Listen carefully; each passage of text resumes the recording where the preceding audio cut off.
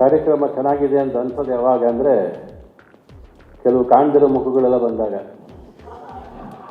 ತುಂಬ ದಿವಸದಿಂದ ಕೆಲವು ಮುಖಗಳು ಕಾಣ್ತಾ ಇರಲಿಲ್ಲ ಪ್ರೆಸ್ ಮೀಟ್ಗಳಲ್ಲಿ ಎಲ್ಲ. ಇವತ್ತು ಕೆಲವು ಜನ ಕಾಣ್ತಾ ಇದ್ದಾರೆ ಅಂದರೆ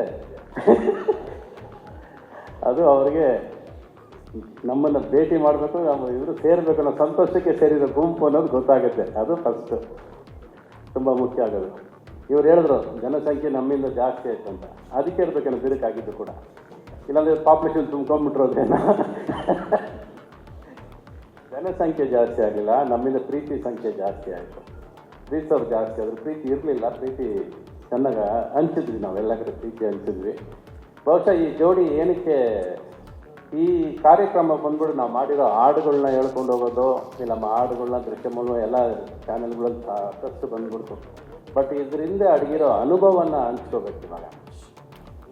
ಇವಾಗ ಇಂಡಸ್ಟ್ರಿ ಕಳ್ಕೊತಾ ಇದೆಯೋ, what is the industry losing today, ಇವತ್ತೆಲ್ಲ ಏನು ಕಳ್ಕೊತಾ ಇದೆಯೋ 1986 ನಾವು ಏನು ಮಾಡ್ಕೊಂಬಂದ್ವೋ ಈ ಅನುಭವ ಅದು ಇವಾಗ ಜನಗಳ ಜೊತೆ ಸಿನಿಮಾ ಇಂಡಸ್ಟ್ರಿ ಅವರಿಗೆ ಹಂಚ್ಕೋಬೇಕಾಗಿರೋ ದಿವಸ ಬಂದಿದೆ. ಇವಾಗ ಹೇಗೆ ಸಿನಿಮಾ ಮಾಡಿದ್ವಿ, ಹೇಗೆ ಹಾಡುಗಳು ಮಾಡಿದ್ವಿ, ಅದು ಹೇಗೆ ಸಕ್ಸಸ್ ಆಯಿತು, ಅದು ಎಲ್ಲಿಗೆ ರೀಚ್ ಆಯಿತು, ಅದು ಇವತ್ತು I think that portion is left over.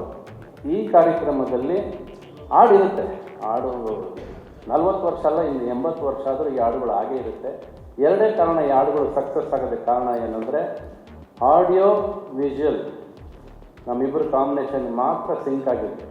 ಅದಕ್ಕೆ ಅದು ಇವತ್ತು ಸಿಂಕ್ ಆಗೋದು ಇಲ್ಲ, ಸ್ವಿಂಕ್ ಆಗೋದು ಇಲ್ಲ ಈ ಹಾಡುಗಳು. That is why the songs are successful. ಯಾಕಂದರೆ ನಮ್ಮ ಹಾಡುಗಳು ಕೇಳಿದ್ರೆ ಜನ BGM ಸಮೇತ ಹಾಡು ಹೇಳ್ತಾರೆ, ಬರೀ ಲೈನ್ಸ್ ಹೇಳೋದಲ್ಲ, BGM ಸಮೇತ ಹಾಡು ಹೇಳ್ತಾರೆ. That was the combination. ನಾನು ಸಾಕಷ್ಟು ಸಾರಿ ಹೇಳಿದ್ದೀನಿ, this combination is not A friendship combination, it was A challenging competition ಅಷ್ಟೇ. ನಾವಿಬ್ಬರು ಒಬ್ರಿಗೊಬ್ರು ಚಾಲೆಂಜ್ ಮಾಡ್ತಿದ್ವಿ.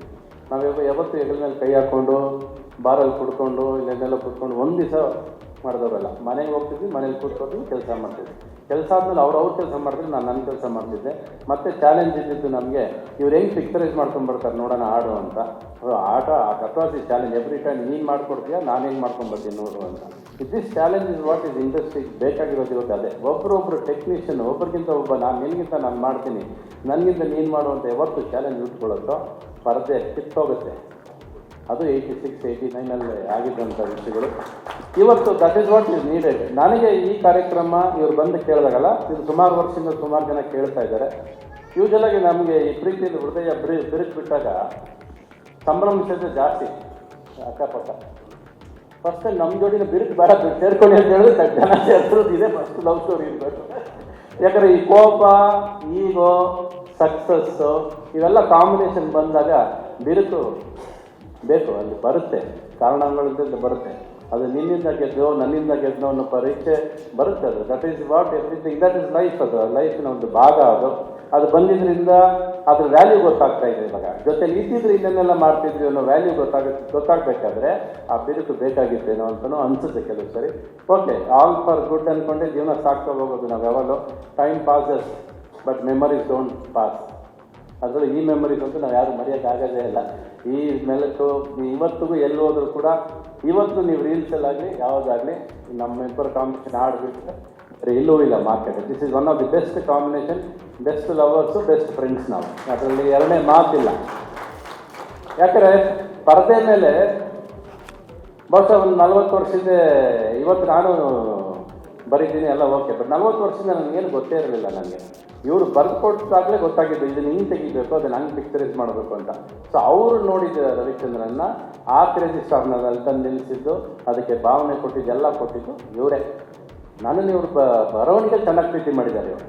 ನಾನು ಏನು ಅದನ್ನು ಸ್ಟೇಜ್ ಮೇಲೆ ನಾನು ತೋರಿಸಿದ್ದೀನಿ. ನಾನು ಹೇಳಿದ್ದೀನಿ, ಎಷ್ಟೋ ಸರಿ ಹೇಳಿದ್ದೀನಿ, ಈ ಕಂಪೋಸ್ ಐ ಪೋಸ್ಟ್, ಅದೇ ನಿಜ. ಡನ್ ದಿಸ್ ಇದು ಅವ್ರಲ್ಲಿ ಎರಡನೇ ಮಾತಿಲ್ಲ. ಸಿನಿಮಾ ಮಾಡದೇ ಇರ್ಬೋದು ನಾವು, ಬಟ್ ನಮ್ಮ ಸ್ನೇಹ ಯಾವತ್ತೂ ಜಗಳ ಆಡಿಲ್ಲ ನಾವು. ಇವತ್ತು ನನಗೆ ಗೊತ್ತಿರೋ ಪ್ರಕಾರ ನಾನು ಇವರು ಕೂತೆಲ್ಲೂ ಜಗಳ ಆಡಿಲ್ಲ. ಯಾವತ್ತು ಕೂತರು we have never fought each other. Reasons distance create ಆಯಿತು, ಅದು ಬೇರೆ ವಿಷಯ ಅದು. ಬಟ್ ನಾವು ಜಗಳ ಆಡಿಲ್ಲ. ಆದರೆ ಇವತ್ತು ಸಿಕ್ಕಿದ್ರು ಕೂಡ ನಾನೇನಾದರೂ ಜಾಸ್ತಿ ನಗ್ತೀನಂದರೆ ಅದು ಇವ್ರ ಜೊತೆ ಮಾತ್ರ. ಆ ನಗುನೇ ಇವತ್ತು ಇಷ್ಟು ದಿವಸ ನಮ್ಮನ್ನು ಕರ್ಕೊಂಬಂದಿದೆ. ನಮ್ಮನ್ನು ಆ ನಗು ಸುದೂರ ಕರ್ಕೊಂಬಂದಿದೆ. ಆ ನಗುವಿಂದಲೇ ನಾವು ಅಷ್ಟು ಸಿನಿಮಾ ಮಾಡಿದ್ವಿ ನಾವು. ಯಾಕಂದರೆ ನಾವು ಸೋತಾಗಲೂ ಗೆದ್ದಾಗಲೂ ನಾವು ಯಾವತ್ತೂ ಸಕ್ಸಸ್ನ ತಲೆ ಮೇಲೆ ಹಾಕೊಂಡು ಮೆರಿಲೂ ಇಲ್ಲ, ಫೇಲ್ಯೂರ್ನ ಹೆಗಲ ಮೇಲೆ ಬಿಟ್ಟಾಕ್ಲಿಲ್ಲ ನಾವು. ಎರಡೂ ಜೊತೆಲೇ ಈಕ್ವಲಾಗಿ ತಗೊಂಡು ಹೋರಾಡಿದ್ವಿ, ಹುಡುಕಾಡಿದ್ವಿ.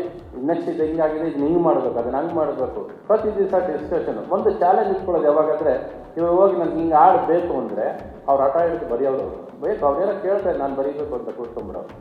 ಇವತ್ತು ಒಂದು ಲೈನ್ ಪಲ್ಲವಿ ಬರ್ಬಿಟ್ರೆ ಎರಡನೇ ಲೈನು ಬಿಟ್ಬಿಡ್ತಾರೆ, ಆಗೋದಿಲ್ಲ ಅಂತ ಬಿಟ್ಬಿಡ್ತಾರೆ. ಇವ್ರು ಹಂಗಲ್ಲ, ಇವ್ರು ಹಂಗಲ್ಲ. ಇವರು ನನಗೆ ಗೊತ್ತಿರೋ ಪ್ರಕಾರ ಒಂದು ಸೋನೆ ಸೋನೆ ಸಾಂಗು ಇವರು ಫಸ್ಟ್ ಪಲ್ಲವಿ ಬರೆದಿದ್ದೆ, ಸೋನೆ ಸೋನೆ ಅಂತ ಸಾಂಗ್ ಪಲ್ಲವಿ ಬರೆದಿದ್ರು. ನಾನು ಇದೇನು ರಾಜು ಆಲ್ರೆಡಿ ಆವಾಗಲೇ ನಮಗೆ ಅವ್ರಿಗೆ ಸ್ವಲ್ಪ ಚಿಕ್ಕ ಚಿಕ್ಕದು ಬೆಂಕಿ ಶುರು ಆಗಿತ್ತು, ಕಿಡಿಕಾಗ್ತಾ ಇತ್ತು. ಇವ್ರು ನಾನು ಒಪ್ಪಲಿಲ್ಲ ಅಂದರೆ ಇವರು ಎಲ್ಲತ್ತೂ ಏನೋ ಒಪ್ತಿಲ್ಲ ಅಂತ ಅವರು. ನಾನು ಹಿಂದಿ ಸಾಂಗ್ ಕರೆಯಿದ್ದೀರಿ, ಸೋನೆ ಸೋನೆ ಬೇಡ ಬೇರೆ ಬರೀರಿ ಅಂದರೆ ಹತ್ತತ್ರ 40 ಪಲ್ಲವಿ ಬರೆದ್ರು. ವಿತಿನ್ ಒನ್ ಅವರ್ ಇರ್ಬೋದು ಅಷ್ಟೇ. 40 ಪಲ್ಲವಿ ತೆಗೆದು ಬಿಸಾಕ್ತಾ ಇದ್ದಾರೆ ಹಿಂಗೆ ತಗೊಳ್ಳಿ ಅಂತ. ನಾನು ಕೊನೆಗೆ ಇಲ್ಲ ಸೋನೆ ಸೋನೆನೇ ಚೆನ್ನಾಗಿದೆ, ಯಾವುದೋ ಫಸ್ಟ್ ಪಲ್ಲವಿ ಅಂದರೆ ಅಷ್ಟು ಕೊಟ್ಟರು ಅವರು. ಇದು ಇಲ್ಲಿಗೆ ಮುಗಿದ್ರೆ ಅವ್ರು ನನ್ನಲ್ಲಿ ಕೋಪಿಸ್ಕೊಂಡು ಹೋಗೋದಾಗಿತ್ತು. ಬಟ್ ಅಲ್ಲಾದ್ಮೇಲೆ ಅವ್ರು ಒಂದು ಲೈನ್ ಹೇಳ್ತಾರೆ, ನಿಮ್ಮಿಂದ ನನಗೆ 40 ಪಲ್ಲವಿ ಎಕ್ಸ್ಟ್ರಾ ಸಿಕ್ತು ಸರ್, ಬೇರೆ ಪಿಕ್ಚರ್ ಕೆಲಸ ಸಿಕ್ತು ನನಗೆ ಅಂತ. ಅದೇ ಅಲ್ವಾ, that is our friendship lived for such A long time. ನಮ್ಮ ಸ್ನೇಹ ಸ್ಪರ್ಧೆನಲ್ಲಿ ಕಾಣಿಸುತ್ತೆ, ನಾವು ಮಾಡಿರೋ ಕೆಲಸದಲ್ಲಿ ಕಾಣಿಸುತ್ತೆ. ಯಾವುದೇ ವರ್ಕ್ ಆಗಲಿ, it should be seen through work. The experience of making this films ಅದು ಬೇಕು ಜನಕ್ಕೆ, ಸಿನಿಮಾ ಇಂಡಸ್ಟ್ರಿಯವ್ರಿಗೂ ಬೇಕು. ಇವಾಗ ಆ ಪ್ರೋಸೆಸ್ ಆಫ್ ಮೇಕಿಂಗ್ ಸಿನಿಮಾ ಮರ್ತೋಗಿದೆ. ಇವತ್ತು 2 ಲೈನ್ ಸಿಕ್ಕರೆ ಹಾಡು ಮಾಡ್ಬೋದು ಅನ್ಕೋತಾರೆ. ಅಲ್ಲ, 2 ಲೈನಿಂದ ಹಾಡು ಆಗೋದಿಲ್ಲ. ಅದು ಮೆಲೋಡಿ ಆಗಬೇಕು, ಅದು ಕತೆ ಬರೀಬೇಕು, ಅದನ್ನು ಸಾಕಷ್ಟು ಕೆಲಸಗಳಿದೆ. ಈ 75, ನಾನು 65, 40 ವರ್ಷ ಆಯಿತು. ಇದೇ ಮೇ 30ಕ್ಕೆ ಪ್ರೇಮ್ಲೋಕ 86 ಸ್ಟಾರ್ಟ್ ಮಾಡಿದ್ದು. ಈ 2026ಗೆ ಬಂದಿದೆ. ಎಲ್ಲ ಗಳಿಕೆ ಅಲ್ಲಿ ಬಂದಿದೆ.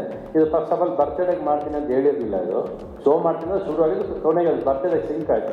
ಬಟ್ ಎಲ್ಲರಿಗೂ ಆಸೆ ಫೈನಲಾಗಿ ಆ ವೈಟ್ ಪರ್ದೆನಲ್ಲಿ ಏನು ಕೊಡ್ತೀವಿ ಅನ್ನೋದು ತುಂಬ ಮುಖ್ಯ ಆಗುತ್ತೆ. So let us all wait for that good days back again. ಪೂಜ್ಯ ಕರ್ನಾಟಕವೇ, ಪೂಜ್ಯ ಕನ್ನಡಿಗರೇ, ನನ್ನ ಅಕ್ಕರೆಯ ಮಾಧ್ಯಮದ ಬಂಧುಗಳೇ, ಅಭಿಮಾನಿಗಳೇ, ಇದೊಂದು ನಾಡು ಬಯಸಿದ ಕಾರ್ಯಕ್ರಮ. ಅಂದರೆ ಇದೊಂದು ಬಹು ನಿರೀಕ್ಷಿತ ಕಾರ್ಯಕ್ರಮ. ಸುಮಾರು 15 ವರ್ಷಗಳಿಂದಲೂ ನೀವಿಬ್ಬರು ಯಾಕೆ ಸಿನಿಮಾ ಮಾಡಲ್ಲ, ನೀವಿಬ್ಬರು ಯಾಕೆ ಒಂದಾಗಲ್ಲ, ಇದೇ ಪ್ರಶ್ನೆಗಳು ಕೇಳ್ತಾನೆ ಇದ್ರು. ಈಗ ಸಿನಿಮಾದಲ್ಲೇ ಬರಬೇಕೇನು, ವೇದಿಕೆಯಲ್ಲಿ ಬರ್ತೀವಿ, ವೇದಿಕೆ ಮೇಲೆ ಇಬ್ಬರು ಒಟ್ಟಾಗಿ ನಿಲ್ತೀವಿ, ಒಟ್ಟಾಗಿ ನಾವು ಮಾಡಿದ ಕೆಲಸಗಳನ್ನು ನೆನೆಸ್ಕೋತೀವಿ, ಅದರಲ್ಲಿರುವ ರಸಾಂಶಗಳನ್ನೆಲ್ಲ ಜನಕ್ಕೆ ಒಪ್ಪಿಸ್ತೀವಿ. ಮತ್ತು ಆ ನೆನಪಿನ ದೋಣಿಯಲ್ಲಿ ಕನ್ನಡದ ಅಭಿಮಾನಿಗಳನ್ನು ತೇಲಿಸುವಂಥ ಕೆಲಸ. ಈ ಕೆಲಸವನ್ನು ಯಾರು ಕಲಿಸ್ಕೊಂಡ್ರು ಅಂದರೆ ವಿನಯ್ಗೆ ನನ್ನ ಹೃದಯಪೂರ್ವಕ ಅಭಿನಂದನೆಗಳು. ಯಾಕೆಂದರೆ ಸಾಂಸ್ಕೃತಿಕವಾಗಿ ಯಾವುದಾದ್ರೂ ಒಂದು ಘಟನೆ ಒಂದು ನಾಡಿನಲ್ಲಿ ಸಂಭವಿಸ್ತಾ ಇದೆ. ಅದು ಒಂದು ಚಳವಳಿ ಆಗ್ಬೋದು, ಅಥವಾ ಒಂದು ಕ್ರಾಂತಿ ಆಗ್ಬೋದು, ಅಥವಾ ಒಂದು ಸಾಂಸ್ಕೃತಿಕ ಸಂಪನ್ನತೆ ಆಗ್ಬೋದು. ಅದು ನಡೀತಾ ಇದ್ರೇ ಸಮಾಜದ ಆರೋಗ್ಯ ಬೇಕಾಗಿರುತ್ತೆ. ಸೊ ಈ ಸಮಾಜದ ಆರೋಗ್ಯಕ್ಕೆ ನೀವು ಸಂಜೀವಿನಿಯಾಗಿ ಈ ಕಾರ್ಯಕ್ರಮ ಮಾಡ್ತಾ ಇದ್ದೀರಿ. ನಾವು ಅವರು ಮಾಡುವ ಕೆಲಸಕ್ಕೆ ಈ ನಾಡಿನಲ್ಲಿ ಯಾವತ್ತೂ ವಿರೋಧ ಇಲ್ಲ. ನಾವಿಬ್ಬರು ಒಟ್ಟಿಗೆ ಕೆಲಸ ಮಾಡಿದ್ರೆ ಜನ ಪ್ರೀತಿಸ್ತಾರೆ ಅಂದರೆ ಅವರ ಬದುಕಿನಲ್ಲೂ ಪ್ರೀತಿ ಹುಟ್ಟುತ್ತೆ. ಅವರ ಬದುಕಿನ ಪ್ರೀತಿಗೆ ನಮ್ಮ ಸಂಗೀತ ಮತ್ತು ಇವರ ದೃಶ್ಯ ಸಹಾಯ ಮಾಡುತ್ತೆ ಅಂತ ಒಳ್ಳೆಯ ಕೆಲಸವನ್ನು ವಿನಯ್ ಮಾಡಿದ್ದೀರಿ. ಮತ್ತು ಈ ಕಾರ್ಯಕ್ರಮವನ್ನು ಬಹಳ ಅಚ್ಚುಕಟ್ಟಾಗಿ ಸ್ಕ್ರಿಪ್ಟ್ ಮಾಡಿದ್ದಾರೆ. ನಮಗದು ಬಹಳ ಇಷ್ಟ ಆಯಿತು.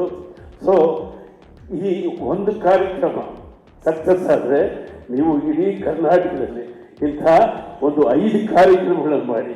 ಎಲ್ಲ ಕಡೆ ಸ್ವಲ್ಪ ಆರೋಗ್ಯ ಕೆಟ್ಟಿದೆ, ಹಾಡು ಕೇಳಿ, ಮಾತು ಕೇಳಿ ಆರೋಗ್ಯ ಸುಧಾರಿಸಲಿ. ಈ ಸಮಾಜ ಸ್ವಸ್ಥವಾಗಿರ್ಬೇಕಂದ್ರೆ ಸಂಗೀತ ಸಾಹಿತ್ಯ ಸುಭದ್ರವಾಗಿರ್ಬೇಕು. ನನ್ನ ನಂಬಿಕೆ. ಒಳ್ಳೆಯದಾಗಲಿ. All the very best. ಎಲ್ರಿಗೂ ನಮಸ್ಕಾರ.